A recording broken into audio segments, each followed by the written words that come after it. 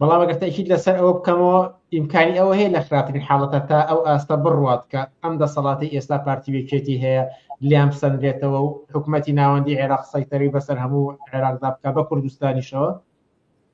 ناتوانم شتێکی سابل دۆبارەوە بڵێم، بەڵام من پێم وایە حکوومەتێکی مرکزیش سابتیش نییە کە بتوانێت کۆنتترۆلی هەموو عێراقکە. ئەوەی ئەگەر هێزێکی سیاسی بتوانێت عێراقێکی یەکگرتوو و کۆنتترۆل کات دامەزرێنێ پێویستیان بەمان نامێنێ.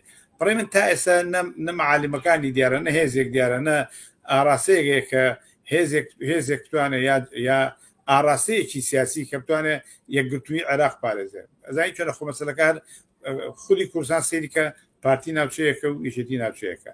بەجیا لەوەی حکوومەتێک لە عێراقا هەیە ناوی مەسەن حکوومەتی شیعەکان و بەدەست چوارچەوەی هەمانیەوەیە، بەڵام ئەوان هەر هێزێکیان لە ناوچەیەکی بەدەستەوە. یعنی عێراق بۆ خۆی یەکگرتو نییە، پارچە پارچە هەر هێزێک بەرژەوەندی هەر هێزێک چاڵنجێکی بەدەستەوە. دۆخی عێراق خۆی شێواوە و بۆچی من ئەحزابی ناسناسی کورد تا ڕادەیەک پارتی بەجۆرەێکی بەجۆرە توانیوانە ئیسفادە لە دۆخە بکەن.